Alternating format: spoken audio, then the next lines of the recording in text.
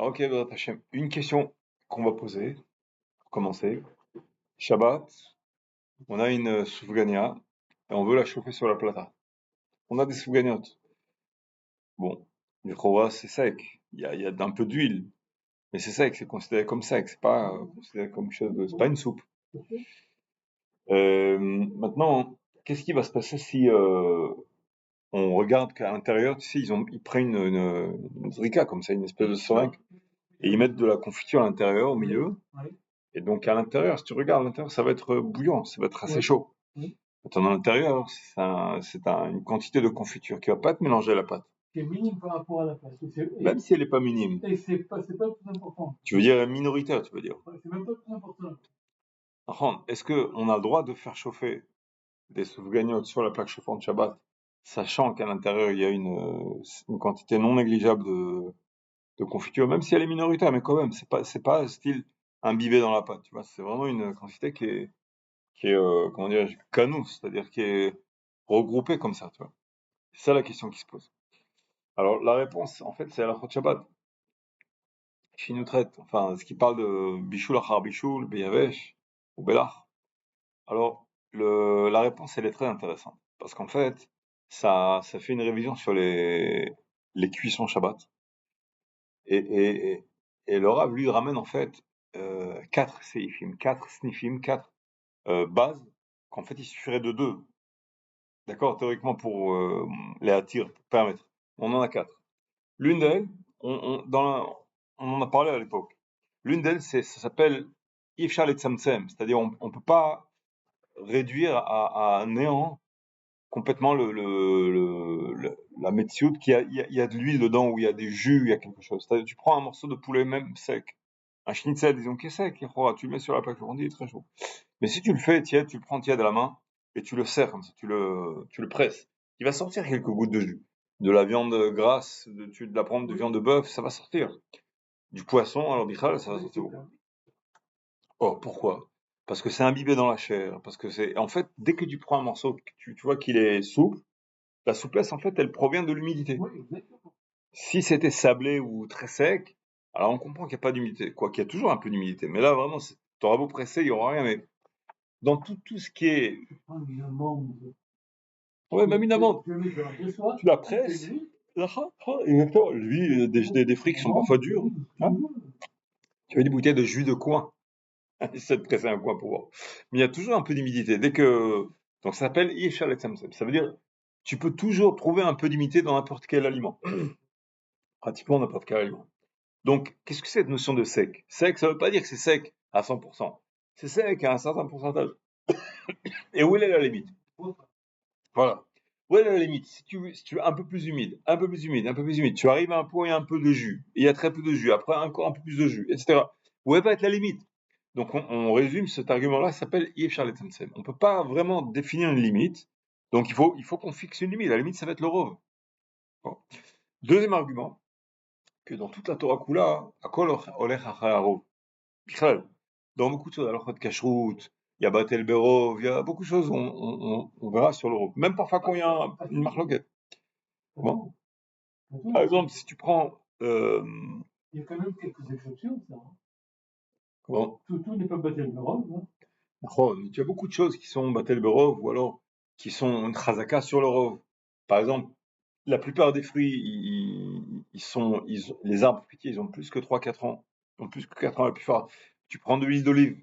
Est-ce que l'huile d'olive, est-ce que ça a été pris d'un arbre qui est trop jeune, qui a moins de 3 ans? Tu comprends? Ou pas? Alors, étant donné que la plupart des... Le ISO, les tarévailles. Un arbre qui a plus de 3 ans, 3-4 ans, le problème il est où? Si on prend des... Non, s'il a moins que 3 ans, c'est interdit. Ah oui, ok, j'y vais pas. ISO, là. Ah oui.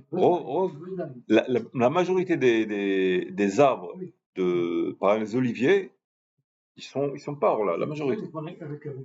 Ouais, alors par exemple, tu irais dans un terrain où tu vois qu'ils extraient, tu vois le bête à bas, là où ils extraient l'huile d'olive, tu vois qu'ils ont extrait, c'est pas, même si c'est des goïms ou pas, des religieux ou quoi, tu assistes à l'extraction, mais tu sais pas si l'arbre, il est hors là ou pas hors là. Alors tu sais que dans un cas pareil, la majorité si tu as pas moyen de vérifier, la majorité des oliviers, ils sont pas hors là. Donc on peut compter sur la majorité dans ce cas-là. Donc il y a beaucoup de choses où on compte sur la majorité. D'accord? Par exemple, col des Paris, Merouba Paris. Par exemple, un morceau de viande ou un aliment qui est sorti il y a un endroit où il y a 3-4 magasins, on regarde. Si la majorité des magasins, ils sont kshérim, on considère que c'est kasher. Et c'est sorti du pas kasher, non. Col des Paris, tout ce qui est porèche, qui est sorti de l'un des magasins, Merouba Paris, de la majorité, on considère la majorité. Donc tu vois, dans beaucoup de choses dans la Torah, même si dans la Metsiout, on a quand même un doute, mais on tranche là la que c'est le fiarov. Beaucoup de choses dans la halakha, c'est le fiarov. Donc, Gambézé, si la majorité de la Soufgania, elle est sèche, on considère que c'est sec. D'accord.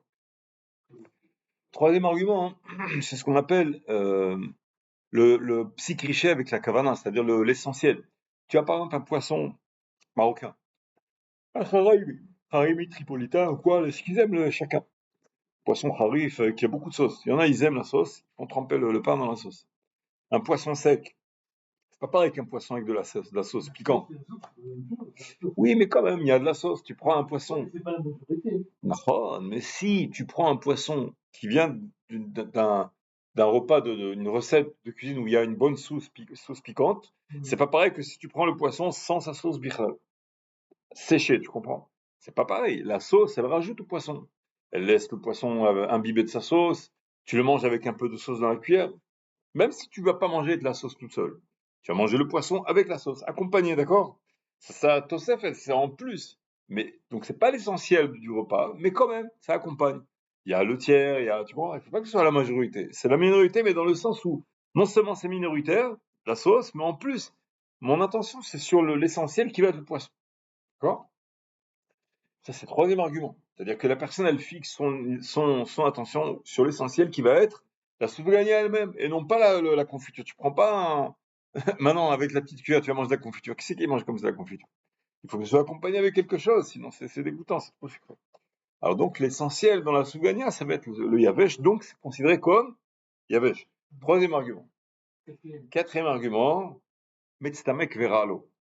Metztamek veralo. C'est-à-dire, tu prends un poisson marocain, voilà, un poisson à la sauce marocain ou tunisienne, peu importe, et si tu le mets plusieurs fois à chauffer, une fois, deux fois, trois fois, alors, la première fois, c'est excellent, la deuxième fois aussi. Mais la troisième, ça commence à devenir visqueux, ça commence à petit.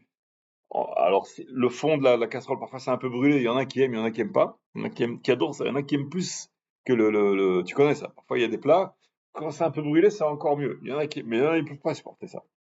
En tout cas, tu reçois des invités, tu vas pas leur servir quelque chose qui est un peu brûlé dans le fond. Tu vas leur sortir quelque chose qui a été chauffé une ou deux fois, trois fois peut-être, s'il n'y a pas le choix, mais après, tu laisses ça pour la famille, pour ceux qui aiment, pour le plus familier. Mais quelqu'un qui est invité de ça, tu ne vas pas lui servir ça parce que ça s'appelle mitztamek veralo. Le réchauffage, il finit par le rendre visqueux, il fait baisser de sa qualité. D'accord? Donc le fait que je le réchauffe, la sauce, c'est mitztamek veralo. Il y a une déa qui dit dans le Shulchan Aruch qui ramène ça que c'est moutard de l'évacher. Est-ce que c'est Rano? C'est avec veralo. Il y en a qui disent que c'est moutard.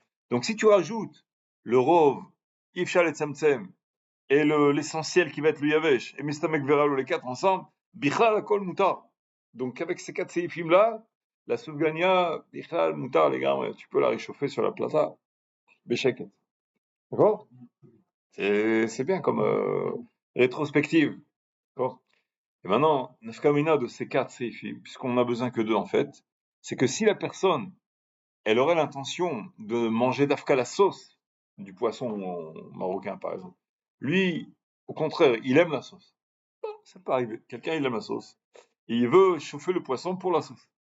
Même que la sauce, elle est minoritaire, mais lui, il a l'intention de la sauce. C'est moutard ou assourd. Si on dit que c'est assourd parce qu'il a l'intention de la sauce, C'est quoi?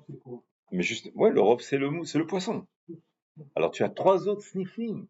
Tu as trois autres éthérimes qui viennent te dire que c'est moutard, même si tu as le quatrième qui tombe, qui te dit que l'essentiel, lui, il a l'intention sur la sauce. Malgré tout, tu as trois autres sniffing, mais donc c'est quand Il y même. a le poisson avec, même si je ne mange pas. Il y a le poisson avec, il n'est pas fait. Oui, d'après l'opinion qui dit que le rove, ça va être l'essentiel, ça sera assaut. Mais il n'y a pas que cette opinion, il y en a d'autres encore. Il y en a plus qu'une, il y en a trois. Donc, dans ce sens-là, il y a Yeshal Samsem, il y a Rov, il y a aussi Mistamek Veralo. De toute façon, c'est Mistamek Veralo. Et donc, ce sera Moutar. On prend C'est pour ça qu'on cumule les arguments de manière à être sûr de soi et savoir que on te dit oui, mais moi je veux, je veux la sauce. Et c'est Shabbat, c'est Bichoul Shabbat. Il y en a qui disent que c'est d'Oraïta, de réchauffer, de recuire quelque chose qui est là, qui est une soupe, qui est sauce, tu comprends. On dit que c'est d'Oraïta quand même, fais attention. Le type il dit bon, moi je veux la sauce. Ah, tu es embêté. Non, tu as 3 autres films, c'est On Moutar. chauffe le poisson, on ne mange que la sauce. Ça change tout. On Ouais, chauffe pas la sauce, on chauffe le poisson. ouais, il y a d'autres combines encore, d'autres façons de contourner le C'est problème. pas que le problème, mais Si, il y a quand même parfois le problème, mais tu peux, c'est dur la sauce. Pas la peine de tu le peux par faire. exemple prendre du couscous qui absorbe. Tu le mets dans la sauce aussi, d'accord? Avant de le chauffer. Le couscous, il va absorber toute la sauce, ou une grande majorité de la sauce. Tu auras un plat qui est sec, qui est considéré comme sec. Et à nouveau, on revient. Là, si tu vois que si le couscous, il a absorbé la sauce, c'est sûr que si on prend le couscous, on le presse, tout va sortir. Ifshal Samsem, on comprend ce que ça veut dire Ifshal Samsem. Mais là, l'apparence, le tafchid, il est sec. C'est pas considéré comme un plat qui est mouillé. Tu le trappes avec la main, tu le manges à la cuillère, ça dégouline pas. Bon. C'est considéré comme un plat sec, qui est humide, qui est intérieur, qui est bon, ça ne me dérange pas. L'important, c'est le rov.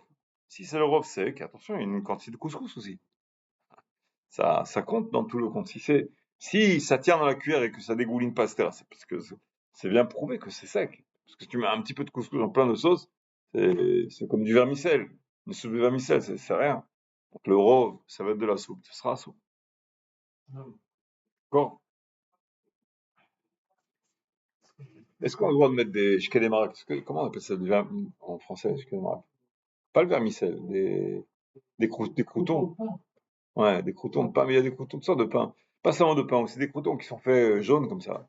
C'est mésonote, tu les manges comme ça, c'est mésonote. C'est bon de manger comme ça. Comme des chips, tu les manges un peu. Est-ce qu'on a le droit de mettre ça dans la soupe klirichon ou klicheni, disons?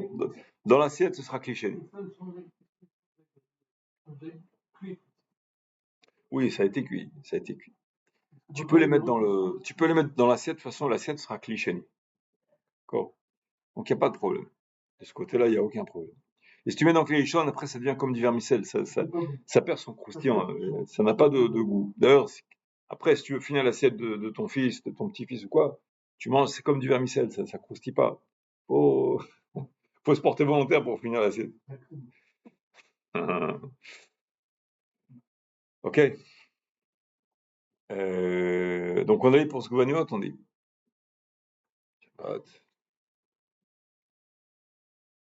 נוהגים לאכול בחנוכה סופגניות מטוגנות בשמן, זכר לנס השמן של המנורה, וטעמם כצפיחית מדבש, וכל מעשיך יהיו לשם שמיים. C'est-à-dire, c'est une coutume qu'il faut pas mépriser non plus. Parce que aujourd'hui, c'est un peu business, pas business, mais tu vois ça, les gens ils mangent, ça fait grossir, on parle, ça. Soufgagnotte, même il y a quelques semaines, même déjà un mois avant Hanouka, déjà je voyais manger dans les soufgagnottes. Des beignets ou des frites ou c'est la même valeur. Ouais, c'est pareil. C'est l'huile. La coutume, c'est fondé sur l'huile. Tout ce qui rappelle l'huile, le nes de l'huile, n'est-ce pas, Hachemen, pour se souvenir de ça. En blaguant, on dit que si tu mets une tige sur la sougania, elle peut s'allumer pendant plusieurs jours. Maintenant, sougagnon, chez l'âne, on les comme sphinx, d'accord. Shem aliede tigun bashemen.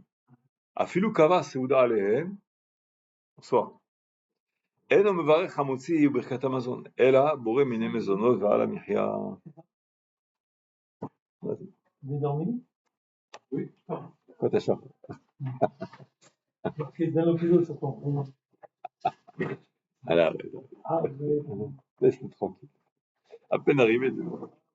t'as amené des beignets ou quelque chose, non? Rien. Voilà. On parle de beignets, la confiture. Il y en avait, on doit manger. On a espéré, on a parlé tellement de confiture. Tu as apparu, on a cru que. Alors, tu fais des sphinx. À la maison, tu fais des sphinx. Et il y en a, ton fils, il est en bonne santé, Baruch Hashem. Adma Isrim. Matayim Arbaim, Zat Hashem. Et il mange 3 à 4 soufganiotes. Les couverts, c'est Oudato. il dépasse les 216 grammes. Est-ce qu'il va faire à moitié ou il reste mésonote? C'est ça la question. Bon, on a vu. Kovea seudato al mezonot, notel yadai, pli bracha par doute, et ensuite il fait motzi lechem naaretz. Les beignets, on les fait frire, on ne passe pas au four. Exact, qu'on les fait frire. Étant donné qu'on les fait frire, lo penetano, il ne voit pas le four.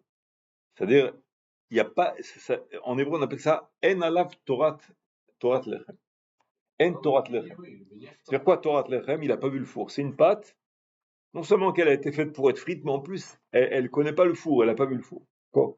Il y en a aujourd'hui, qu'est-ce qu'ils font? D'abord, ils mettent au four, ensuite, ils le relèvent dans la. Ouais, je sais pas, ils ont toutes sortes de. Ça va plus vite, je sais pas. Leur but, c'est quoi? Faire moitié dessus? Je sais pas, c'est industriel, je sais pas ce qu'ils gagnent là-dedans. C'est peut-être plus. Gagner du temps aussi, voilà, c'est ça. Tu mets un grand plateau dans le four, après, tu fais relever un peu dans l'huile quelques minutes, ça met du temps quand même à frire. Il faut beaucoup d'huile aussi. Donc, bon, tous les points de vue, c'est pas. Enfin.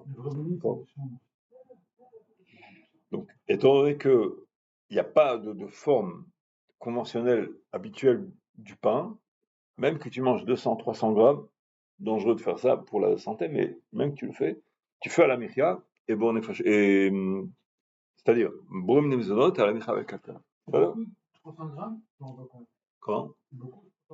Non, c'est beaucoup. Au niveau de la santé ou au niveau de la halakha, tu veux dire? Une soufgania, ça pèse pas mal. Même sans la confiture, ça pèse quand même. Facile, c'est lourd. Ah bon? 90 grammes, 100 grammes, je sais pas, il faut voir, faut enlever la confiture, mais ça pèse pas beaucoup la confiture. Ça va peser dans les 80 grammes, c'est rien. À mon avis, c'est mais j'évalue. Tu manges 2-3 soufganias, déjà le problème il se pose. Ça va vite. Celui qui est pas conscient ou alors qui a pas mangé, tu vois, il y a que ça à manger là, il débarque. Et il a honte de dire qu'il a faim et c'est ce qui sert à table, il risque d'en manger plusieurs. C'est un beignet si on veut. Ouais. C'est ça, bon. Sans sucre. Sans sucre. C'est la même pâte, c'est la même chose. Moi je vous dis, ma femme elle est d'origine yéménite. Ils aiment, ils ont une recette qui s'appelle zelabia. Zelabia, ça ressemble un peu au fricassé.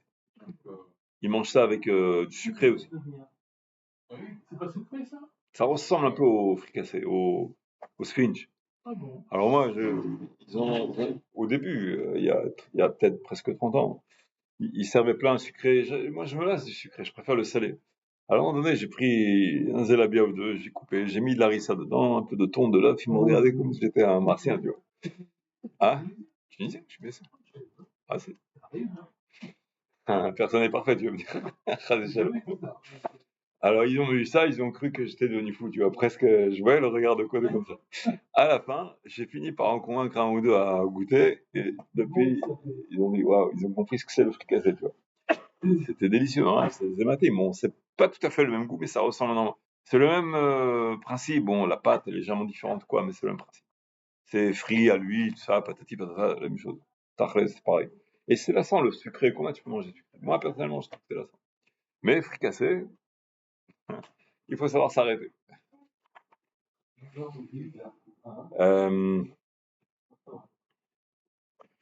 Maintenant, si tu vois dans un restaurant que ce sont des goïms qui font des soufganiotes, est-ce qu'on a le droit de manger ou pas? Il faut faire attention.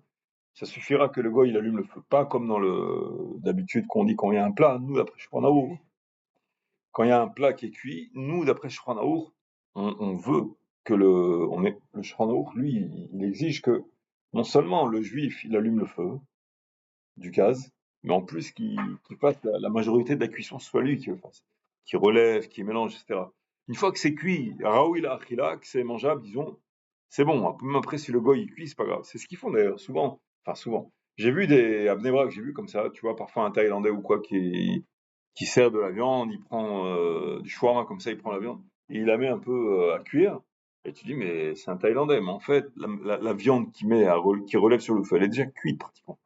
Il cuit ça à 80%, à 70%, de manière que quand la personne elle commande un shawarma, c'est déjà cuit, il n'y a pas besoin d'attendre des plombes, un quart d'heure, 20 minutes ou une heure, tu vois, c'est trop.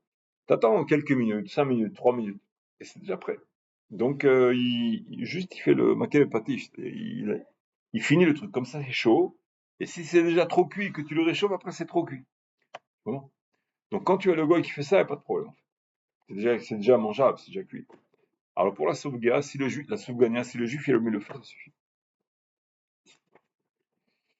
Et maintenant, celui qui veut faire à la maison, ou alors même à la synagogue, il veut faire un repas pour Hanouka, tu vois. Est-ce que c'est considéré comme Seudat Reshut ou Seudat Mitzvah? Ça veut dire, Seudat Reshut, par exemple, en synagogue, c'est pas bon. C'est pas une fête, rien. Alors c'est ça. Le Hanouka, c'est pas une fête comme Purim où il y a une mitzvah de faire une Seuda, ou Shabbat, ou les fêtes. Il n'y a pas.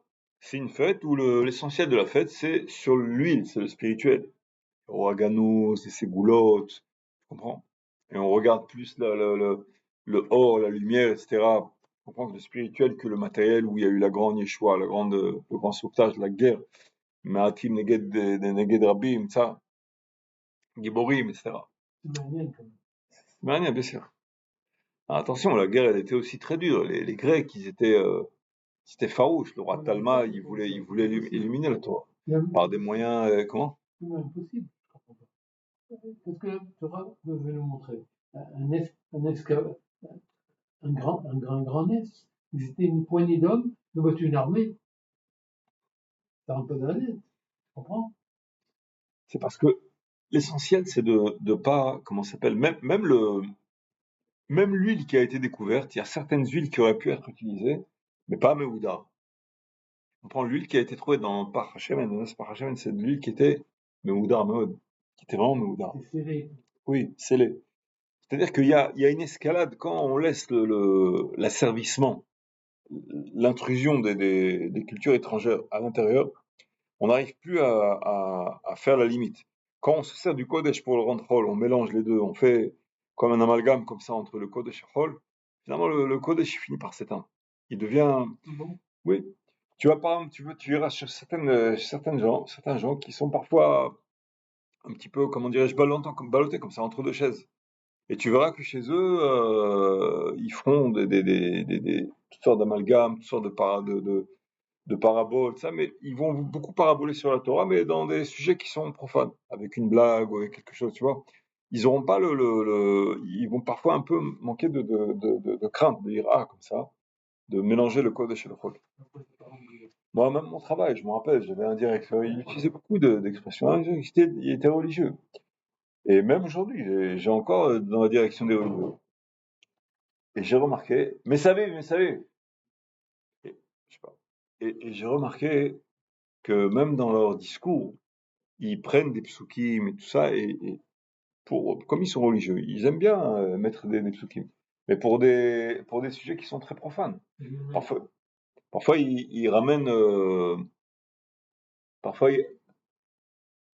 ils ramènent parfois, qu'est-ce que je veux dire, bah, tu m'as déconcentré. Ouais, tu crois. Dis-moi qui peut taper à part nous. Parfois dans mon travail, on a des sujets qui concernent les lois. Et parfois la loi, elle est limite au niveau de la halakha, très limite pour ne pas aller plus loin, tu vois. Et eux, ils utiliseront, parfois tu verras de religieux qui utilisent le terme halakha, halakha al-ma'asi, ils te diront. Alors que la loi, c'est une loi qui est draconienne, qui a rien à voir avec la halakha, parfois qui contredit, parfois qui peut contredire légèrement. Mais, oh, vie! Mais savez, j'ai dit. Ah, Baruch haba.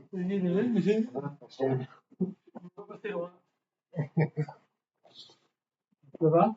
Ouais, Hachem. Et ce problème-là, Hein? Oui, mais je me souviens plus. ce problème-là, il se pose parfois. La limite dans le mélange entre le profane et le kodesh. Et c'est parfois tellement dangereux qu'on ne voit plus la limite. Tu verras certaines familles, tu vois que ça dégringole à partir de ce moment-là. Il faut qu'il y ait une limite, il faut qu'il y ait quelque chose où on ne plaisante pas sur certains sujets. On n'utilisera pas des psukim pour des contextes qui sont profanes, qui sont des blagues ou n'importe quoi. Il faut faire une limite sur ça. Et en fait, à la base, c'est ça, c'est un peu ça. Les Grecs, eux, qu'est-ce qu'ils voulaient? Ils voulaient pas forcément que la Torah soit éliminée, soit interdite, proprement dite, de l'étude. Mais ils voulaient que ce soit l'un des livres de la bibliothèque, avec les autres livres, les autres sciences. Quand tu parles avec eux de Torah, ils te disent, oh oui, c'est intéressant. Il y a d'autres opinions, il y a aussi l'astrologie, il y a la théorie de l'évolution, etc. D'accord? Bon, la Torah, elle dit ça. L'évolution, elle dit autre chose. C'est bon, il n'y a pas de problème. Il n'y a pas la notion de la notion de la émouna, elle est agonisante. Elle prend pas sa place là-dedans, tu comprends? Donc, où tu mets cette opinion-là, dans quelle étagère tu la places, dans quel ordre de priorité tu la places. Et ça, en fait, c'est le problème qu'on a avec la culture. Il y a une parabole qui ramène ça très bien. Il y avait un passant, quelqu'un qui avait une gabardine de beaux habits. Et bon, dans la parabole, le soleil et le vent et la tempête, deux extrêmes. Ils ont fait un pari. Qui c'est qui arriverait à faire enlever la gabardine au passant? Alors d'abord, la tempête s'est mise première. Il dit, attends, je vais lui faire avoir un truc. Il a fait lever des vents, il s'accrochait au rocher, au poteau, il arrache le poteau auquel il s'accroche. Enfin, Pikito, le pauvre, après une heure ou deux d'épreuve, il était complètement épuisé. Tu vois. À la fin, il n'a pas réussi. Plus il y a du vent fort, plus il s'attrape à la gabardine, parce que c'est ce qui lui reste. À la fin, le vent, il dit, bon, allez, ça suffit, j'ai compris, ça marche pas. Et le vent, le soleil, il dit, ok, à mon tour. Il balaye le ciel, il fait une bonne ambiance, un ciel bleu, etc. Et l'autre, il est fatigué en plus de la tempête, alors il a envie de se reposer. Alors il trouve un coin sous un arbre, à l'ombre, il prend sa gabardine pour faire un coussin et il se repose un petit peu, tu vois. Il dit, bon, amène l'argent, amène l'argent. C'est-à-dire, par la douceur, on arrive à faire des choses qui sont beaucoup plus fortes que par la dureté. Rav Elio Pinchasi, il raconte, c'est un rave de Mevaseret Zion. Il est très spécialiste dans la cacheroute.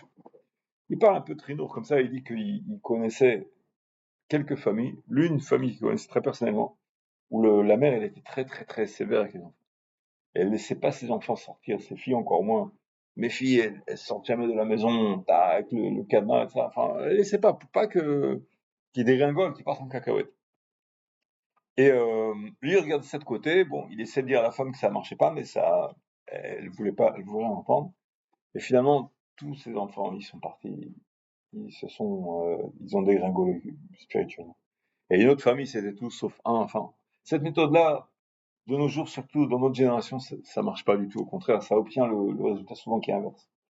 Donc, non, il faut pas faire ça. Il faut essayer de laisser un peu souffler. Le Rav et un Rav, je m'en rappelle plus, il parle des lettres comme ça. Le Rav Emmanuel, je sais plus son nom de famille. Il ramène, il aime bien analyser les lettres. Il dit, il y a en hébreu le mot qui s'appelle la hanok, étranglé. La hanok. Et comment on dit éduquer en hébreu? Les haner. Ça veut dire hanoch, na'am al pidarko. Et donc, quelle est la différence entre hanok et hanor? La différence, c'est que dans hanor, tu as presque le couf à la fin, mais tu laisses passer un peu d'air. C'est hanor, tu laisses une certaine souplesse, d'accord? Si tu laisses aucune souplesse, c'est hanok. L'air, il sort pas du tout, d'accord? Donc, dans l'éducation, il faut fermer les yeux sur toute chose. Parce que sinon, ça obtient un effet inverse. Dans notre génération, c'est aujourd'hui tellement les exemples sont complètement inversés. Il y a les tentations, il y a les copains, on voit autour de soi. Les gens, ils ouvrent les yeux, on peut pas les maintenir à la maison enfermés, cadenassés, ça marche pas. Donc, faut faire attention à ça. Faut savoir avoir du tact, pas les laisser aller à complètement faire ce qu'ils veulent, mais il faut quand même savoir fermer les yeux sur beaucoup de choses. Il faut savoir fermer les yeux. Même parfois, si on voit des choses qui sont pas terribles, il faut choisir les sujets sur lesquels on va faire des remarques. Parce que tu as le droit de dire non quelquefois, pas 10 000 fois. Et puis il faut que les oui soient plus nombreux que les non. Il faut que les sourires soient beaucoup plus nombreux que les mauvaises têtes. Donc il faut choisir par une priorité. Quels sont les sujets qui sont prioritaires? Et puis il faut éviter parce que tu sais que quand tu te grilles aussi, en fait, quand tu te permets de dire des choses comme ça, tu te grilles, tu pourras pas le dire 2, 3, 4 fois. Donc il faut choisir certains sujets aussi. Tu sais que c'est dans ce sens-là, à mort. Il faut laisser un peu passer les choses. Et donc, ce qu'a obtenu par la dureté, par exemple, du temps du Moyen-Âge où les Juifs, ils payaient par tête, il y avait des taxes par tête. On était, comment dirais-je, vraiment on était sous guillemets, on était considérés comme moins que des citoyens normaux. Avant, même après la Révolution, c'est pas venu tout de suite que la Révolution nous a rendus égaux, etc. C'est pas tout à fait comme ça. J'ai dit le proverbe de Coluche. Il dit tout le monde est égaux, mais il y en a qui sont plus égaux que les autres. Alors c'était comme ça. Après, liberté, égalité, fraternité, on était tous égaux. Mais il y en a qui étaient moins égaux que les autres. Et c'était vrai, c'est vraiment passé comme ça. Moi, je connais un Français qui était très loin de la Torah à l'époque. Quand il était lycéen, il a été à quelques meetings de la lutte ouvrière. Et il y avait là-bas, dans les meetings, il y avait une leçon d'histoire, en fait. Il parlait de quoi? De la révolution, parce que eux, ils prônent la révolution. Alors, à un moment donné, il était tellement déconnecté côté de sa plaque, il entend parler des minorités, de ça, tout d'un coup, il se rappelle que les juifs, c'est vrai, il a levé la main et l'autre, il voulait pas lui répondre, le conférencier. Il disait, et les juifs alors? Les juifs aussi, enfin, ils étaient considérés comme ça, il lui répondait pas. Au bout de quelques fois, le conférencier, il dit, mais on s'en fiche de tes juifs. Laisse tranquille avec ces juifs. T'es complètement choqué. Et là, bon, c'était la dernière fois qu'il assistait, il a compris que c'était pas du tout, sans, par ignorance. Naïvement, il a compris. Et donc, vous voyez que ça se passe pas comme ça. Donc, en fait, par la force, les Juifs, ils ont été en fait poussés à être recroquevillés sur eux-mêmes et repoussés. Jewelry en anglais, c'est le métier des Juifs, en fait. Jewelry. Dieu, ça vient le mot Dieu dedans. Donc, on était obligé de s'occuper que de bijouterie ou alors les taux d'intérêt de ça. Les autres métiers étaient interdits. Donc, on était en fait comme dans des ghettos, en fait. On était regroupés sur nous-mêmes. Et grâce à ça, on n'avait pas d'assimilation. Et on n'avait aucune envie, en fait, de ressembler à ces goïms qui nous haïssaient tant. Et on voyait qu'ils étaient relativement pas très évolués, pas très cultivés, donc on ne voulait pas leur ressembler. Donc, dans ce sens-là, on était mieux protégés dans notre détresse, si tu veux. Et une fois qu'il y a eu l'émancipation, Napoléon est arrivé, il a commencé à faire des choses qui étaient grandes. Bon, les Juifs, ils ont commencé à y croire. Et donc, le vent, la tempête a cessé. La Seine, elle a laissé la place au soleil, au beau temps. Et le Juif, il s'est dit, bon, bah, puisque maintenant on est devenus égaux comme tout le monde. Alors, ils ont commencé à croire à cette idéologie-là. Ils ont commencé donc à s'émanciper, à s'assimiler. Ils veulent vraiment. Ils se sont pris au jeu, ils ont voulu ressembler jusqu'au bout. C'est pour ça, on voit l'affaire Dreyfus, beaucoup de cas où on trouve plus valable encore que le citoyen non juif.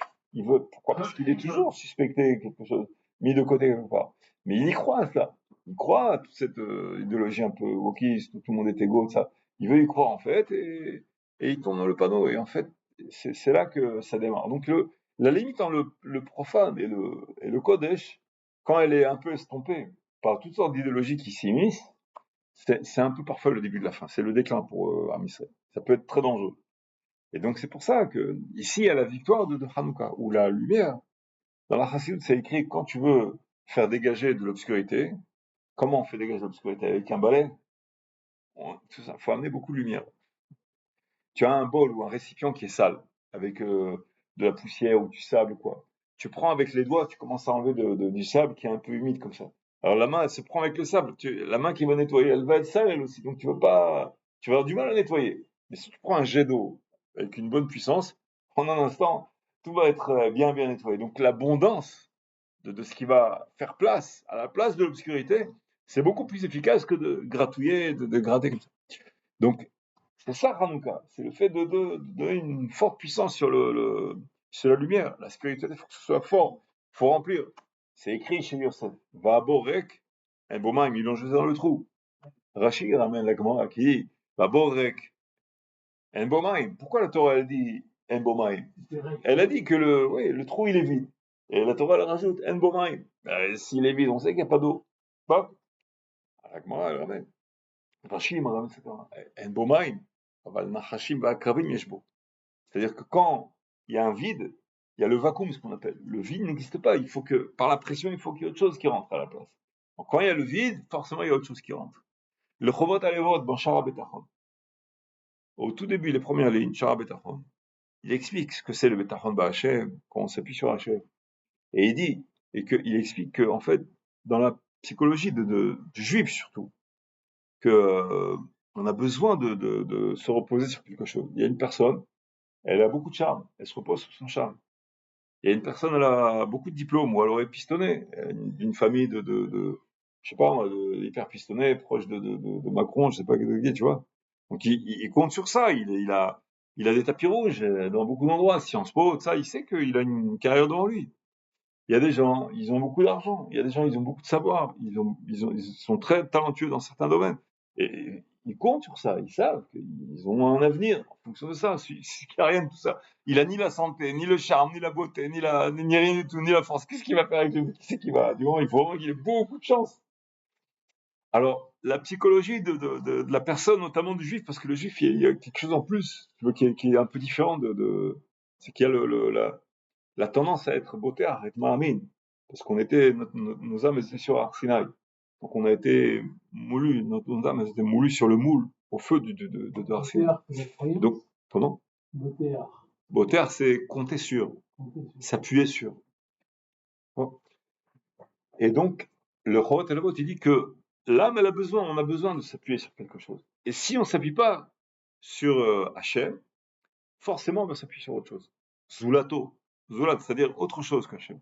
Ce soit par exemple quelqu'un de très influent, ou alors comme on a dit un talent, ou une force, ou un paramètre qui va jouer un rôle important, et on va s'appuyer dessus. C'est négatif. Oui, c'est pas forcément négatif, c'est négatif du point de vue émounatique. Quand nous on a l'émouna, c'est négatif. Parce qu'on comprend qu'en fait, le tronc commun, tout s'appuie à la racine de tout. C'est le créateur, c'est Akadosh Baruch Hu. Donc on comprend que aller voir les employés, les petits employés d'Akadosh Baruch Hu, et dire que de choisir lui et compter sur lui. Bon, c'est un peu nul pour nous, parce qu'on sait très bien qu'il n'est qu'un employé. Il peut être, il apparaît, il peut disparaître n'importe quand. Le seul qui ne disparaît jamais, c'est Akadosh Baruch Hu. Alors pourquoi ne pas aller directement chez Akadosh Baruch Hu? C'est ça le. Alors, donc nous, dans cette psychologie-là, on a besoin, en fait, on a un besoin de s'appuyer sur quelque chose. Que ce soit l'armée, parfois. Beaucoup de gens, ils s'appuient sur la force. Par exemple, les Américains, ils croient beaucoup dans leur pouvoir économique, leur Shilton, l'armée, la force. Bon, enfin, la loi de la force, un peu. Les Américains, C'est ça, je donne un exemple, c'est tout. Si je me trompe, c'est pas grave. Si c'est pas ça, c'est autre chose. Je veux dire, c'est juste des points secondaires que je ramène. Mais c'est comme ça que ça marche.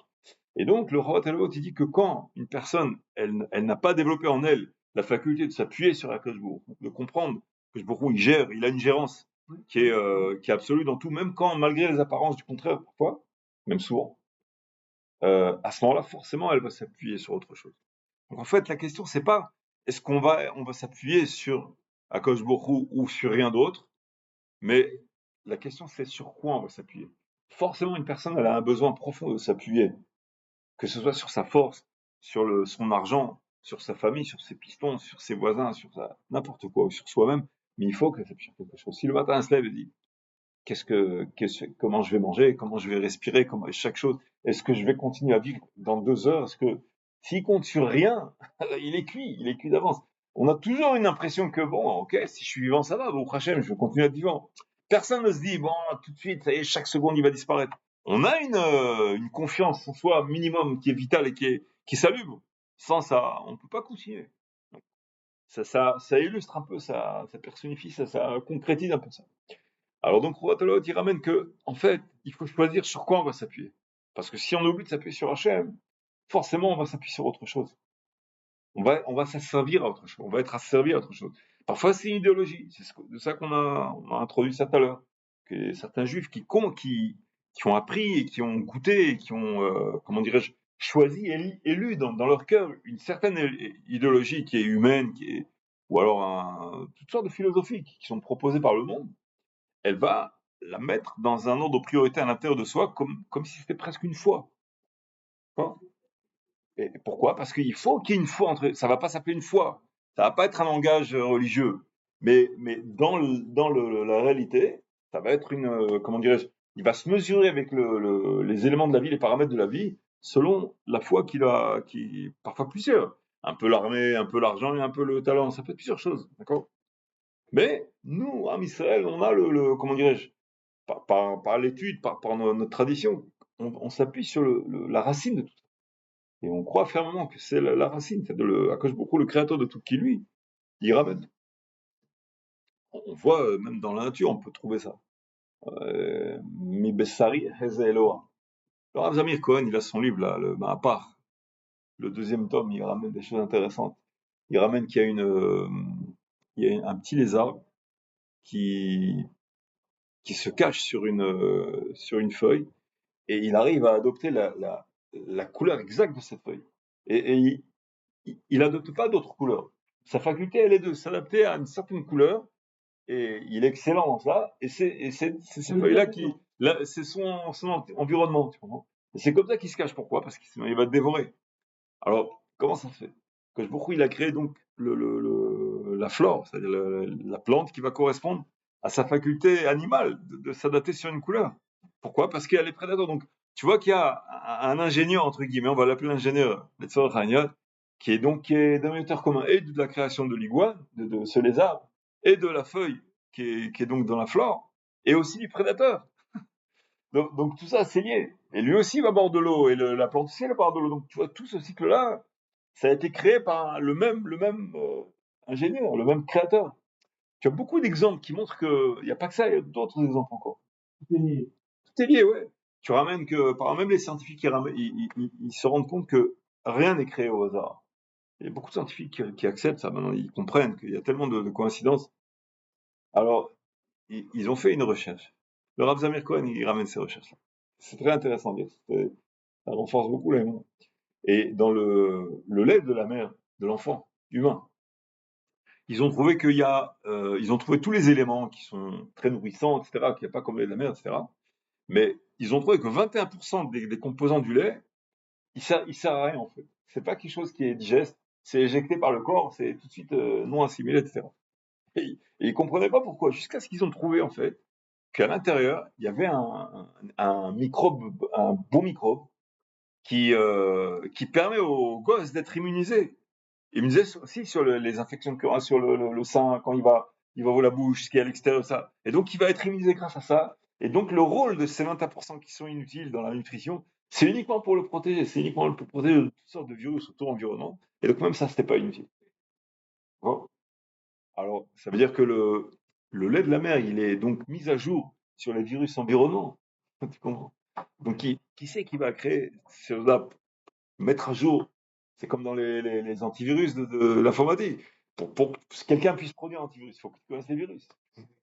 Donc, c'est la même chose. Il y a un ingénieur qui, tu vois, ramène tous les émetteurs communs. Tu vois que, à la base, si vraiment tu es honnête avec toi-même, tu comprends c'est pas possible que des milliards de tonnes de métaux et de toutes sortes de terres, tu les jettes comme ça, et voilà, ils se sont rendus compte, ils se sont cognés, et puis voilà, ça a donné des gens qui ont deux yeux, des dents, comme quand ils ont réalisé qu'il fallait qu'ils mangent, alors les dents, ils sont poussés, mais comment elles sont poussées? D'accord, parce qu'il faut manger, alors elles sont poussées, mais le type n'a pas de dents. Quand on vieillit, il nous manque les éléments qui vivent. C'est pas parce qu'on a besoin de ces éléments-là qui poussent.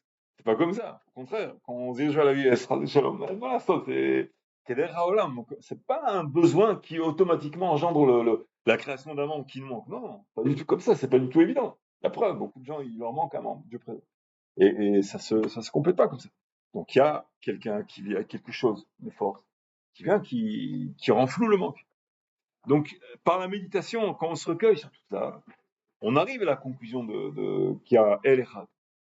Et ça, c'est ramené ça dans le premier chapitre du Chovot HaLevavot. C'est un chapitre qu'il faut l'étudier avec, pas tout seul en principe. Parce qu'il pose des questions très profondes. Il remet en question, ce qu'il y a Hachem et tout ça. Donc il y a des gens, ils lisent ça, ça peut les embrouiller. Mais il ramène ce genre de recherche-là. Cherche tous les dénominateurs communs entre les éléments de la nature, et il ramène l'absurde. Il dit, admettons que ce soit pas comme ça. Alors ce serait absurde. C'est pour ça qu'il est un petit peu dangereux pour quelqu'un qui sait pas se concentrer sur ces éléments. Mais donc ces recherches-là, elles sont faites même par le rationnel. Quelqu'un qui est un petit peu, comment dirais-je, qui a pas peur d'arriver à la conclusion qu'il y a Hachem Barach, et donc il faut le servir. Il a peur de le servir. Il veut pas être assujetti à quelque chose. Alors il cherche toujours à dire que non, c'est pas Hachem, c'est autre chose. Pour être indépendant, pour qu'il ne doive rien à personne, il peut continuer à faire sa petite vie pépère. Donc il y a aussi ce qu'on appelle le shohad négatif. La personne, elle a une raison d'arriver à la conclusion contraire, que c'est pas vrai qu'il y a Hachem, parce qu'il veut pas le servir. D'accord? Et donc, faire entrer des sciences qui sont étrangères, c'est bien et c'est pas bien. C'est bien parce que ça donne de la parnassa, ça instruit, tout ça, mais il y a des gens comment dirais-je, qui en font une idéologie. Il y a des gens qui étudient la physique ou les mathématiques pures. Et ils en font une idéologie. Moi-même, j'ai étudié à l'époque de la mathématique pure. Je connaissais un juif, un Tunisien aussi, je me rappelle. On discutait ensemble, il me disait, moi je vis infinitésimalement. Infinitésimalement, il me dit comme ça. Je dis, attends, répète-moi. Infinitésimalement. Il avait une théorie comme ça avec nous. Ça, c'est pour se débarrasser de mitzvot, comme ça il n'est pas obligé de faire les mitzvot. Mais bon, il avait des théories comme ça, mais qui étaient pas bêtes, mais même qui n'ont aucun sens, parce que ça va pas plus loin que le mot qu'il vient de prononcer, d'accord. Donc c'est naturel que la personne elle va prononcer des phrases qui sont pas cohérentes. Et pourquoi? Parce qu'elle veut pas arriver à la conclusion que elle doit quelque chose à son créateur. Ok, j'ai une reconnaissance. Il faut que si Dieu m'a créé comme si, c'est-à-dire qu'il faut que je renvoie l'ascenseur, il faut que je fasse quelque chose. Il faut que je prouve quelque chose, pas des épreuves. Il y a un parcours du combattant à passer, il y a des épreuves à passer. Il veut pas être soumis à cela. Il veut pas que quelqu'un lui donne une note. Il veut être non, c'est l'opium du peuple et tout ça. C'est comme ça, il est tranquille. Tu vois. Bon, chez les goïms, c'est répandu. C'est pour ça que j'ai dit, chez les goïms, c'est plus répandu ce genre d'idéologie-là, parce que eux, ils ont été conçus un peu différemment. Donc, ils ont pas ce moule-là où ils sont poussés vers la Emouna. C'est plus difficile pour eux d'accéder à la Emouna. Mais Hachem, il est moins exigeant envers eux aussi. Il exige. Il faut pas que le goy fasse Vodazara, mais quand même. Il sera moins exigeant qu'envers un juif, parce que le juif, lui, son âme, elle a été sur le moule du feu de Varsinaï, du mont Sinaï. Donc on est enclin à avoir une Emouna, tivite. Moi, je connais des juifs qui étaient en galoute avec moi comme ça. Ils étaient complètement ballottés dans les écoles publiques, etc., parmi les goïms, les goïs, etc. Mais j'en connais un ou deux qui me disaient, mais parfois, dans les discussions avec les copains dans la cour, en classe, ils parlaient, est-ce qu'il y a Dieu, est-ce qu'il n'y a pas Dieu, Shalom. Mais lui, il entendait ça, il était choqué. Alors que sa famille était complètement à la masse, complètement déconnectée, à côté de la plaque. Rien. Mais lui, il entend ça, il est comme les poils qui se dressent. Tout ça vient. D'où ça vient. Et après, plus tard, quand il a appris le Tanya, le début du Tanya, Tanya, il ramène l'âme Elokite, la Neshama Elokite du Ben Israël, qui elle ferme les yeux, parce que la personne, elle fait des avérotes, elle a des tentations, mais quand elle arrive au point de non-retour, où le juif, on lui demande de se déconnecter de son créateur, la Neshama Elokite, là, elle pousse un cri terrible, c'est Yarek Beliavor, elle le laisse pas. Alors parfois il y en a qui arrivent à se mettre des boules caisses et à essayer de...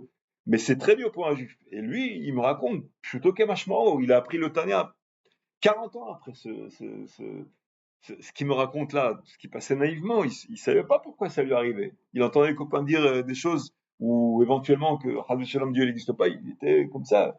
Je peux pas entendre ça. Et tout ça vient. Et d'autres juifs, non. Mais lui, chez lui, c'était très très fort. Et jamais il a appris. C'était pas acquis par l'étude. C'était quelque chose qui était inné en lui. Comment tu peux expliquer une chose pareille? C'est comme quelqu'un qui est dans une éprouvette. C'est une expérience que lui-même, il admet, il sait, mais je sais pas d'où ça vient. Et sa famille était complètement, entre guillemets, pas pratiquant du tout. Donc c'est pas venu ni Talmud Torah, ni rien. C'est quelque chose qui était inné en lui. Et il sait pas d'où ça vient. Quoi. Donc, nous, en Israël, on a certaines choses qui sont un peu étranges, à ce niveau-là. Beaucoup de juifs qui étaient déconnectés, ils ont vécu ça. Sous d'autres versions, il y a des juifs qui ne pouvaient pas se mélanger avec des non-juifs, mais ils ne savent pas pourquoi. Il y a des juifs qui ne pouvaient pas mentir, ils ne savent pas pourquoi. Personne ne leur a interdit de mentir, mais ils ne peuvent pas. Bon, il y a certains non-juifs aussi. Mais chez les juifs, c'est quand même plus courant, disons. Plus monnaie courante, disons. D'accord. On verra ça chez les juifs assimilés, on rencontre beaucoup de cas comme ça. Des juifs qui sont complètement à la masse, mais dans la cour, quand les copains ils parlent de manger du porc ou quoi, même à la cantine, tu leur serviras du porc, mais alors, ils se battront même à coups de poing pour pas manger du porc. Et à la maison, ils sont complètement déconnectés. Et d'où ça vient, même eux, ils savent pas. Mais ils sont prêts à prendre des coups pour ne pas manger du porc. Et ils savent pas. J'ai rencontré quelques juifs comme ça. Ils me racontent ces histoires. Ils m'ont raconté les petits bastons qu'ils avaient à la cour. Donc c'est des choses qui prouvent que maman, le juif, il a quelque chose de profond. Hein. Pas ça. L'héritage des Havot. C'est le langage du Tanakh. Nahalat Avot. Parce que on a reçu ça en héritage de la Messirut Nefesh d'Avot, qui ont passé les épreuves, etc. Après, ça nous a mené au Arsinaï. Il y a des Mkoubalim qui ramènent ça, qui disent, mais alors si tu dis ça, alors ça veut dire qu'il n'y a pas de libre arbitre. Si la personne, c'est inné en elle, alors il n'y aurait peut-être pas de libre arbitre. Les kabbalistes disent ça. Celui qui veut ça, il y a le Rav Daniel Cohen, il parle de ça. Plusieurs fois, il en parle de ça. On sait de la chose. On peut le trouver sur YouTube, on peut le trouver. Il parle, les Mkoubalim, d'avant la création du monde, des Tatka Adorot, qu'il y a eu un filtrage des âmes, mais un filtrage par la priva, par le libre arbitre, où certaines âmes, elles ont choisi de croire en Hachem avant la création du monde. Et c'est pour ça qu'Am Israël, il a été fait de ces âmes-là. Et c'est pour ça qu'il y a cette espèce d'amalgame. Un coup, on dit que nous, on a choisi la Torah, on a accepté la Torah, on a un Sevenishma, et d'un autre côté, on dit Atabachartan, Dieu, tu nous as choisis. D'accord. Alors on est content qu'il nous a choisi. Mais si tu nous as choisi, alors qu'est-ce qu'on a choisi nous? Ouais, exactement. Alors ça se résout en approfondissant dans la Kabbalah. Mais ça veut dire qu'il y a le libre arbitre. C'est la base. Parce que sinon il n'y a plus de récompense ni de punition. Alors qu'est-ce que tu veux? Les non-juifs qui croient pas. Alors laisse-les tranquilles. Ils n'ont pas été programmés pour croire. Qu'est-ce que tu veux de leur vie? Laisse-les tranquilles. Ils n'ont rien fait de mal. Et nous, on n'a rien fait de bien parce qu'on croit, parce qu'on a été insufflé cet émouna-là sans aucun effort, sans aucune prière. Donc ça rime à rien. En fait, et c'est pas vrai, c'est faux ça aussi. Il y a eu une prière, mais pas tout à fait au sens propre comme on a l'habitude de l'entendre. L'âme, oui, elle a choisi, on n'a rien pour rien. Elle a choisi cet émouna-là, et quand elle a acquis cet émouna-là, l'émouna, il faut après passer des épreuves. Donc on les passe ces épreuves. Ça, c'est pour la parenthèse, parce qu'on parlait de Hanouka. La lumière de Hanouka, quelle est l'importance de cette lumière de Hanouka? Elle est très importante. Nous, on est un peuple comme ça, qu'on a cette lumière-là, elle nous guide tout le temps. On ne peut pas se passer d'elle.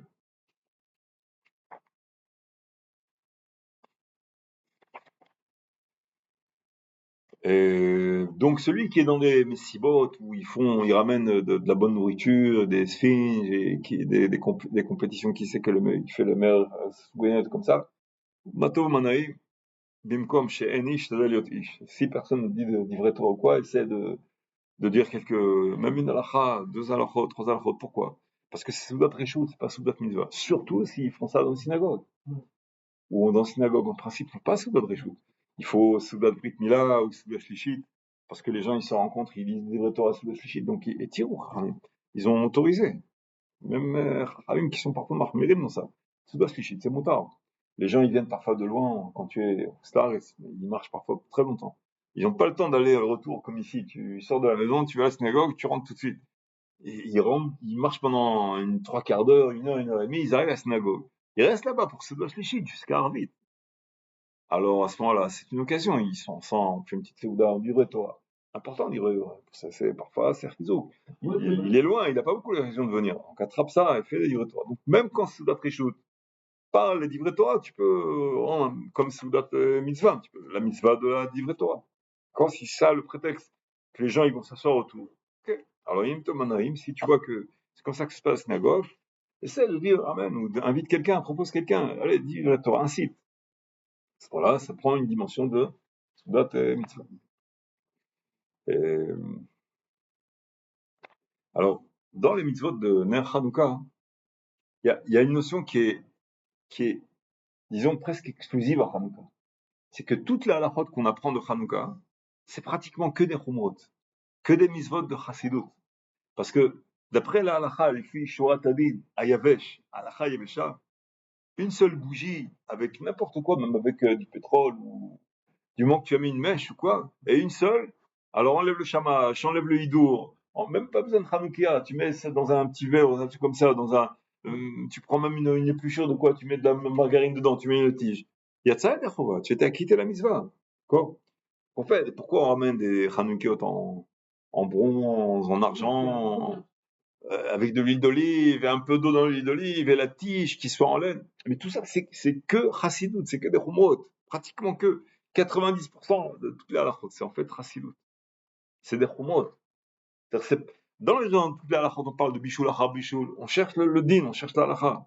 Qu'est-ce qui est moutard, assour, quand? Il y en a qui sont un peu marmirim, ça va. Mais dans Hanouka, c'est Batel Berov, la halakha, on l'a oublié, la halakha de base. C'est surtout les chumrot autour. D'accord?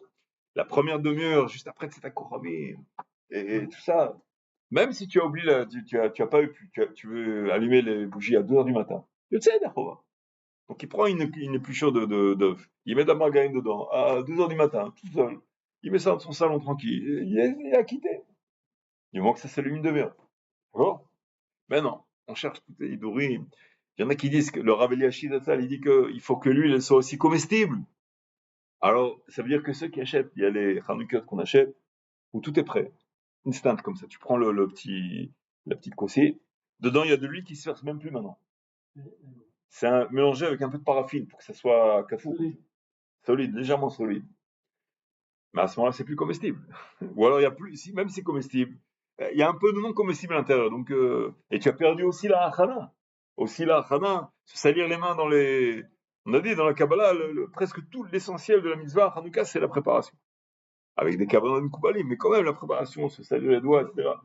Ah, la shkia, se fatiguer dans la préparation de la Hanouka. Mais ça, c'est pas obligé. Mais si quelqu'un t'a préparé la Hanouka, c'est pas toi. Tu vas c'est la chova. Donc tout ça, c'est chassidou. Donc la dimension de Hanouka, on voit que c'est quelque chose. Moi, j'ai dit, écoute, vous êtes content de faire un peu plus de montée. Bien au-delà de Shurat Adin Yavesh. Pas du tout se limiter à Shurat Adin Yavesh. C'est pas la même ambiance que quand on fait à l'Achot Shabbat ou à l'Achot Bijoul. C'est autre chose. Bijoul Egoïm, alors Moutar, Asso. Ah, si le goy, il a mis, si le juif, il a jeté un petit bout de bois dans le four pour le pain il est Moutar. Ça va. C'est pas grave. On va pas dire non, Chassidou, tiens pas, on veut rien de rien. On va pas faire ça. Manishtana, parce que c'est quelque chose qui est caractéristique de Hanouka. C'est mamash la lumière, c'est que Dvekout Bachem. C'est grimper plus haut que ce qu'on a besoin. Pas. D'ailleurs, Tania il ramène que la flamme, elle veut monter. Même si elle s'étage de la mèche et qu'elle va s'éteindre, alors pas de monte. Mais tu vas t'éteindre, reste sur la mèche. Il n'y a pas de compte, il n'y a pas de richbonne, elle ne cherche pas son intérêt. Elle veut rentrer à sa source. Ça rejoint ce qu'on a dit. Que l'âme du juif qui est Neshama Elokit, qu'on lui dit réfute ou renie Dieu, parfois il peut pas, c'est le système d'autodestruction, il peut pas accepter ça. Donc voilà, pour Hanouka, il faut comprendre aussi l'ambiance. Donc, tout ça, c'est Hidurim. Maintenant sur le Zman, le bon moment de Hanouka, tu sais quel est le bon moment.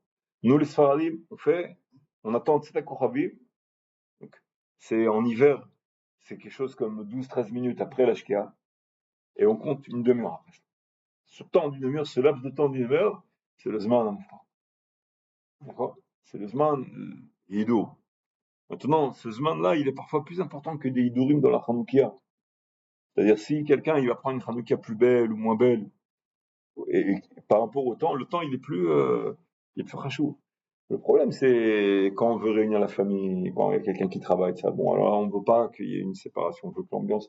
Aujourd'hui, l'ambiance est tellement importante pour réunir la famille. Donc, souvent, on veut qu'il y ait cette ambiance-là. Hein. Où est-ce qu'il allumait la Hanouka, le Rav Ovadia, la salle?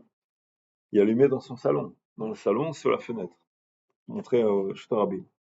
Pas dehors. C'est moutard aussi. Alors, ceux qui veulent allumer à l'intérieur de la maison, ils peuvent aussi. Bon. Il y en a qui disent que depuis que le danger a disparu, on reste à la maison et ceux qui allument dehors, ils sont pas acquittés. Il y a une idée qui dit comme ça, mais le Rav, il est de 13. Il dit non, ça c'est tamou, c'est bizarre comme opinion. Non, ceux qui allument dehors aussi, ils sont acquittés, Vadaï.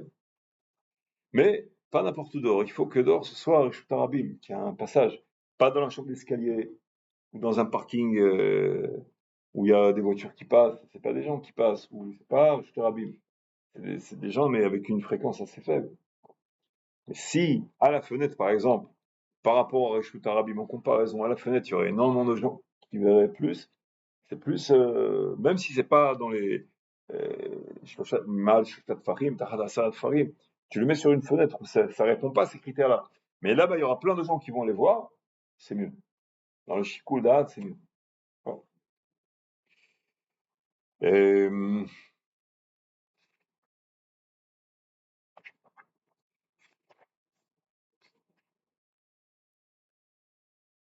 Si, par exemple, quelqu'un, il a une question intéressante, pas très actuelle, mais quelqu'un, il aurait de l'huile, assez d'huile pour lui, et son voisin, il n'a pas assez d'huile. Si lui, il va donner de l'huile à son voisin, il ne pourra pas faire les hidurim. Il n'y aura pas assez d'huile pour les hidurim. Qu'est-ce qui est mieux? Comment? Faire une demi-heure. Il y aura pas assez pour Il y aura assez, mais à condition qu'il qui ne fasse que la bougie de la mitzvah elle-même. Les autres Hidurim, il n'y fait pas. Une seule bougie. Qu'est-ce qui est mieux? Qu'il allume, lui, avec tous ses Hidurim. On a dit, l'essentiel de la mitzvah à Hanouka, c'est les Hidurim. Ou alors que lui et son voisin, les deux, ils allument chacun, ce sera le minimum. Ouais, alors, c'est mieux que les deux, ils allument. D'accord? Et s'il n'a pas assez de bougies pour que toutes les... Par exemple, il arrive au 7e jour, il faut beaucoup d'huile, enfin relativement beaucoup d'huile par rapport aux autres jours, et qu'il se retrouve avec trop peu, à ce moment-là, qu'est-ce qu'il fait? Est-ce qu'il vaut mieux qu'il répartisse sur toutes les huiles, quitte à qui est pas forcément assez pour une demeure? Ou alors, comment il va faire? Comment il va gérer son manque? Il va d'abord assurer que la demeure sur la ner mitzvah marche, qu'il y ait une demeure là-bas, et après le reste, il peut répartir ou quoi. Ou alors renoncer, mais il peut répartir pour qu'il y ait un peu de hidour. Mais il n'est pas acquitté par, il n'y aura pas de hidour. Hidour, c'est juste pour l'esthétique, mais il faut que le hidour une demeure. Sinon, ça ne sert pas à grand-chose. Si c'est pas tellement beau non plus que dans une Hanoukia, par exemple, il allumerait une partie avec de l'huile, l'autre partie avec paraffine ou des bougies comme ça. C'est pas tellement beau. Il vaut mieux que ce soit uniforme.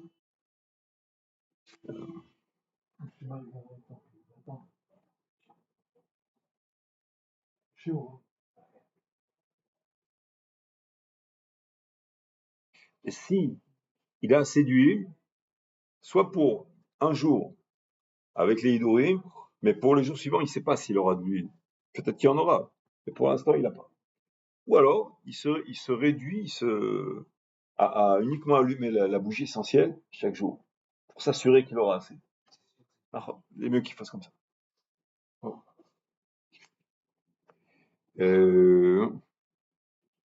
Après la demi-heure qui s'est écoulée, est-ce qu'on peut éteindre les bougies? On peut éteindre les bougies après la demi-heure. Ça s'appelle profane. Profane hommage. Maintenant, si c'est sur la fenêtre que beaucoup de gens passent, ah bah, les gens ils vont regarder. C'est un peu, ça leur donne un éveil quand même.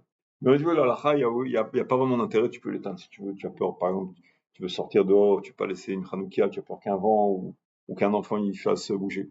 Et pareil aussi pour ceux qui mettent la chanoukia en bas, par terre, à même le sol, pour que la chaleur ait la flamme. Les dimensions qui sont mises entre 3 tfachim et 10 tfachim, il s'agit de la flamme, pas de la chanoukia elle-même. Donc si la chanoukia est relativement élevée, il faut qu'elle soit par terre pour que la flamme soit dans ces dimensions-là, d'accord? C'est l'essentiel, c'est la flamme, d'accord? La flamme. Oui, bien sûr.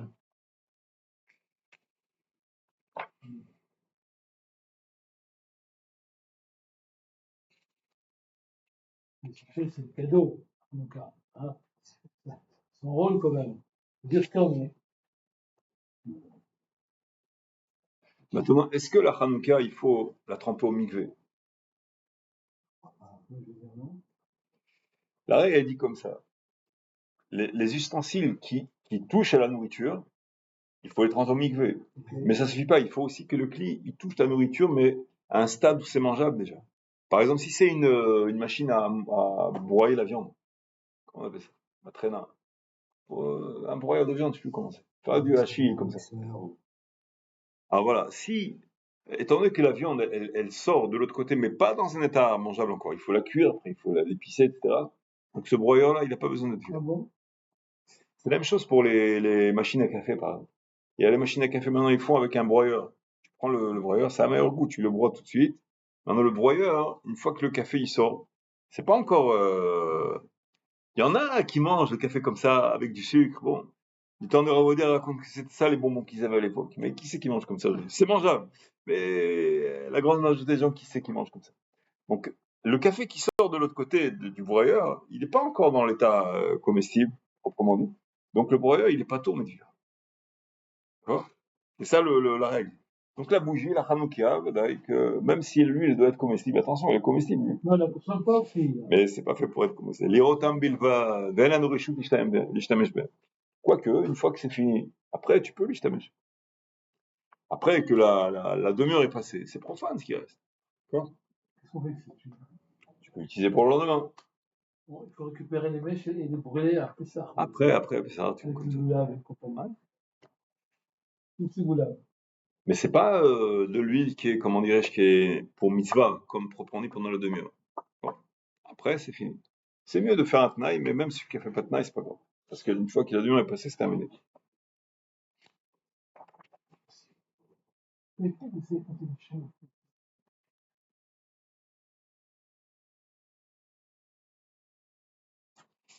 Celui qui est celui qui est à l'étage, alors c'est une marloquette. Est-ce que il mettra sur la fenêtre pour les vis-à-vis? Aujourd'hui, il y a des immeubles qui sont très hauts. Celui qui habite pas mon 40e étage, admettons. Bon.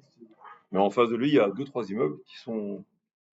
Alors bon, c'est une marloquette, mais c'est mieux que rien, disons. Alors, il peut les mettre à la fenêtre pour qu'ils voient. Même si, même s'il y a des personnes qui me disent que ça ne sert pas à grand chose. D'accord. Il reverra, mon cher, il reverra.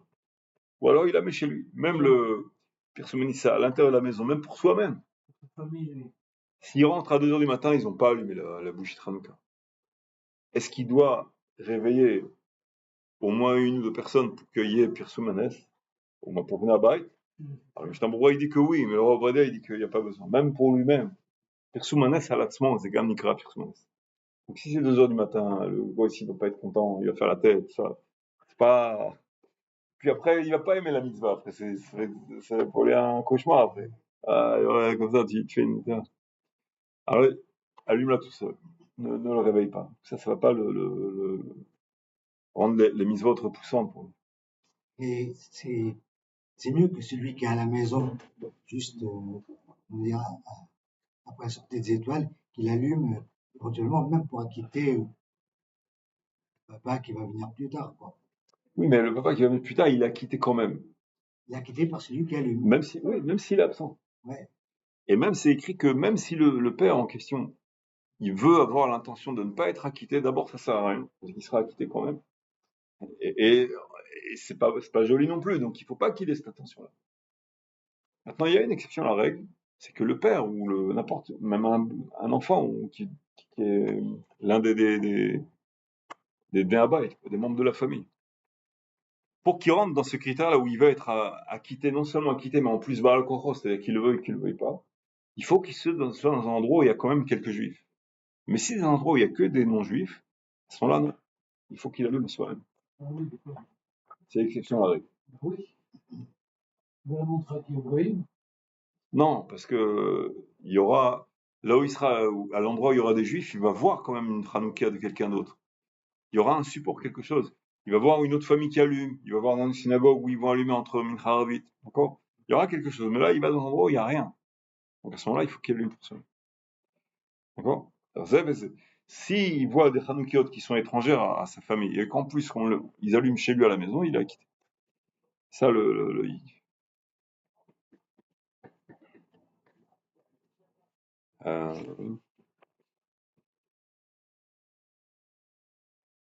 bon, les Fini Barkout, on en a parlé. Tu vas d'après une Ashkenaz ou Sfarad? C'est Farad. Ah, ok. Bon, j'ai trois quarts c'est Farad et un quart Ashkenaz. Ah, d'accord.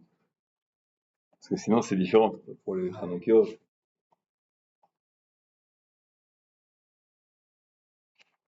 on l'a dit. Celui qui a dans sa cour, il a plusieurs entrées. À l'époque de la Gemara, il devait allumer 2 Hanoukiot, même selon Minagano, à cause du Chashad. Chashad, c'est-à-dire le qu'en dira-t-on. S'il voit que dans l'entrée de la cour, de la maison, de la propriété, du ranch, il y a une entrée du ranch comme ça, de la cour, il y a une grande propriété, mon chat, on voit qu'il n'y a pas de Hanoukia, ils vont dire, ah voilà, il n'a pas allumé de Hanoukia celui-là, comment ça se fait? Alors ça, c'était valable du temps de la Gemara. Pourquoi? Parce que du temps de la Gemara, c'était avant le décret qu'on allume à la maison, qu'on était dans une gola où la malchoute nous a interdit d'allumer à l'extérieur. Il y avait un danger, on n'avait pas le droit d'allumer à l'extérieur, donc on allumait à l'intérieur de la maison. Bon. Après qu'il y a eu cette xéra-là, ce décret-là, dorénavant, on peut allumer à l'intérieur de la maison. Donc celui qui n'allume pas à l'extérieur, les gens ils se disent, bon, bah, sûrement qu'il est allumé où? À l'intérieur. Donc il n'y a plus le chachad, il n'y a plus le candidaton. Donc il n'a plus besoin d'allumer aux 2 entrées. À l'époque, oui, et dès qu'il y a eu ce décret-là, et après le décret, il n'y a plus besoin. D'accord? Quelle heure il est? 10h moins. Maintenant, on va finir juste par celui qui est hébergé chez quelqu'un. Celui qui héberge chez quelqu'un, il faut qu'il dorme là-bas. Parce que s'il dort pas là-bas, il peut pas être acquitté. Si par exemple, tes enfants, ils arrivent, tes petits-enfants, ils viennent chez toi, ou pareil, ou toi, tu vas chez eux, et que tu arrives juste pour l'heure de l'allumage de la bougie, si tu veux être acquitté par eux, il faut que tu dormes là-bas, que tu restes jusqu'au matin. À ce moment-là, tu seras acquitté, tu as l'intention d'être acquitté. Il y en a, je crois, nous, qui dit qu'il faut les jeter des proutas, mais bon, les jeter des proutas, ça c'est quand il y a un compte. C'est-à-dire que si tu manges plus, tu manges dans un hôtel ou quoi, ils vont te faire compter le repas que tu manges, que tu consommes. Même si c'est global, mais on n'a rien pour rien dans un hôtel. Mais si tu es dans un endroit où on compte pas une famille, tu es invité chez des amis ou quoi, à ce moment-là, bon, essaie de lui donner une prouta sans qu'il se vexe, mais si le type il te dit, va te cacher avec tes, Non, c'est avec pour ton participer, quoi. oui, bon, en principe, vous pouvez participer pour la halakha. S'il comprend la halakha, donne-lui un shekel pour lui dire comme ça, c'est pas pour m'acquitter. J'ai honte de te donner, mais c'est parce que la halakha, elle dit qu'il faut, pour être acquis de la mitzvah comme il faut, donne-lui un shekel. À ce moment-là, il comprend, d'accord. Mais s'il comprend pas, laisse tomber parce que ça peut vexer, quoi, qu'est-ce que tu fais avec ton shekel? D'accord? Donc il faut dormir là. Et si c'est dans un hôtel, c'est légèrement différent. Il faut aussi avoir une Hanoukia pour allumer. Il faut, à moins que l'hôtel il interdise, il faut qu'il y ait un endroit où on soit tous acquittés, pour bien on verra ça.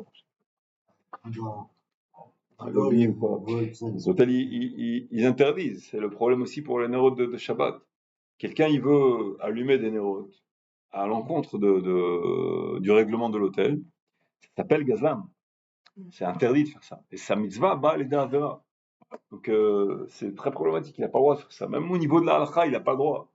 Il a loué l'endroit, il faut qu'il se plie. Ils font pas ça sans raison. Ils ont, je sais pas, 80 chambres, 150 chambres. Imagine, chacun, il allume le feu dans les chambres. C'est un gros problème. Il y a des détecteurs de fumée, etc. Et ils vont pas s'en sortir. Donc, c'est vraiment interdit, même au niveau de l'art. Il faut qu'ils trouvent un endroit où on va concentrer la Hanoukia, les Hanoukiot, pour qu'ils soient acquittés. C'est pas, il faut pas faire ça comme il veut. D'accord. Baruch Hanei Olam, Amen Amen. Shabbat Shalom, Boah. Simach Leotano. il faut éviter que